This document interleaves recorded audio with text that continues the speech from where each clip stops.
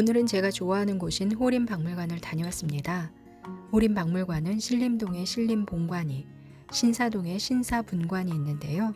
오늘 다녀온 곳은 신사분관입니다. 유화증권과 성보화학을 세운 개성 출신 경영인 호림 윤장섭 선생은 1970년대 문화재를 구입합니다. 국립중앙박물관장이었던 최순우 선생이 발간했던 고고미술이라는 월간지에 재정 후원을 하면서 문화재에 관심을 갖기 시작하였다고 합니다. 늘어나는 소장품을 위해 성부문화재단을 먼저 설립하여 유물의 소유권을 재단에 넘기고 1982년 대치동의 상가 건물에 호림박물관을 열었습니다. 박물관을 세우겠다는 결심과 함께 재단을 설립하여 소장품 전부를 개인이 아닌 문화재단에 넘긴 거죠. 문화재가 개인 재산이 아닌 공공의 자산임을 보여준 설립자의 철학이 보입니다.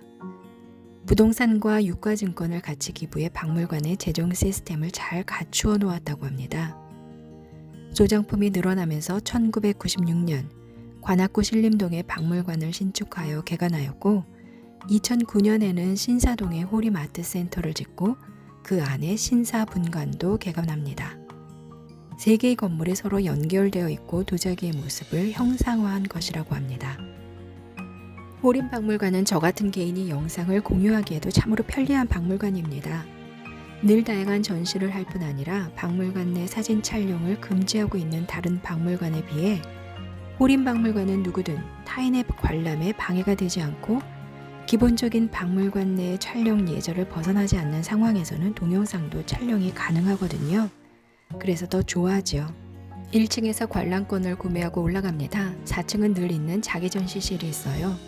특별전은 3층과 2층에 있는 전시실에서 합니다. 전시는 공명, 자연이 주는 울림이라는 주제인데요. 예술을 다양한 방면으로 표현함에 있어 자연을 주제로 삼은 것은 아주 자연스러운 일이죠. 브로셔에 있는 글 중에 옛사람들은 산수 그림을 보면서 풍경을 감상하는 차원을 넘어 거기에 머물고 더 나아가 자연에 귀의하고자 하였다는 말에 공감합니다. 산수 속의 인물은 자연과 하나가 되고자 하는 화가의 바람이 표현된 것이겠지요. 자연에 머물다 라는 소주제의 전시실입니다. 입구에 들어서면 정선에 사계 산수도 화첩이 있어요. 어떤 그림이 봄이고 여름이며 가을일까요? 그림을 보면서 혼자 생각해보는 재미도 있습니다. 바로 김한기의 점화가 있는데 촬영 금지라 영상에 담지 못했습니다. 지난번 영상에서 소개했던 김창렬의 물방울도 있고요. 산수문이 그려져 있는 백자가 있네요. 청화백자에 대해서는 다음에 또 한번 이야기를 하겠습니다. 김수철, 이경윤, 이강소의 작품도 있네요. 정상화의 작품입니다. 정상화는 캔버스에 물감을 칠하고 캔버스를 접어 표현에 격자 형태의 균열이 생기도록 합니다.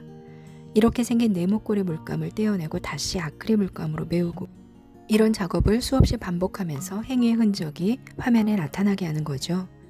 노동 집약적인 뜯어내기와 메우기를 자신의 고향인 마산의 바다색으로 표현하였어요. 백색의 작품도 같은 기법입니다. 2층으로 내려갈까요? 동양에서는 자연을 인격화하여 식물에 군자가 갖춰야 할 덕목을 부여하고 군자의 정신을 반영하였습니다. 사군자라는 주제를 잘 알고 있지요? 올곧은 정신이 강조된 사군자 그림과 정신성을 창작의 자양분으로 삼은 현대작가의 작품을 전시한다고 설명되어 있네요. 자연을 품다라는 전시입니다. 제가 참 좋아하는 작가 윤영근의 작품입니다. 엄버 시리즈를 많이 알고 계실 텐데 이렇게 청색 그림도 있습니다. 그렇게 크지 않은데 색이 정말 좋아요. 소장하고 싶은 그런 색의 그림이네요. 윤영근은 색으로 자신의 아픔을 표현하였죠. 박서보의 작품도 있어요. 그런데 박서보의 묘법 옆에 분청자를 함께 전시하였습니다. 박서보는 긁어서 이렇게 표현했다면 분청자는 굵고 거친 붓으로 칠해서 이런 표현을 한 것인데 느낌이 서로 비슷하지요? 은근 어울립니다.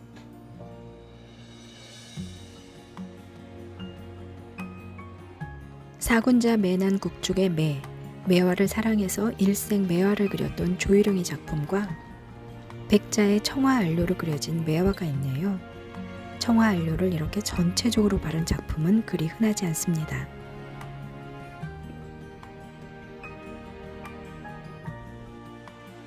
김홍도의 매조도도 있고 흥선 대원군 이하응의 성난도도 있습니다. 대원군은 난초를 잘 그리기로 아주 유명하죠. 대원군의 난초는 그 끝이 칼처럼 날카롭고 힘있게 뻗어 있어요. 윤형근의 작품 엄보 시리즈가 또 있습니다. 그 옆에 철체, 철 안료를 전체에 바른 백자가 함께 있습니다. 재밌네요. 이완의 작품과 유덕장의 묵죽도도 있어요. 1층 안내 데스크를 빠져나와 다른 건물 1층 전시장으로 들어갑니다. 관람권을 다시 보여주고 들어가니 자연의 재료가 사람의 손에 의해 형태가 형성되고 다시 자연에게 맡겨지는 그런 주제라는 설명이 있습니다. 자연을 따르다라는 주제네요.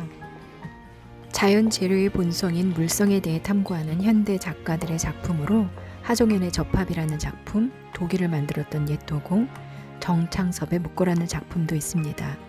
세로로 긴 캔버스에 당나무를 붙여 완성하였어요. 경남 합천 가야산 해인사 뒤 가마에서 소나무를 구워 만든 수트로 작업한 2배의 불로부터입니다. 숯을 4cm 두께로 자르고 붙여 사포로 걷어내 만든 자연 본연의 작품이라고 하는데요.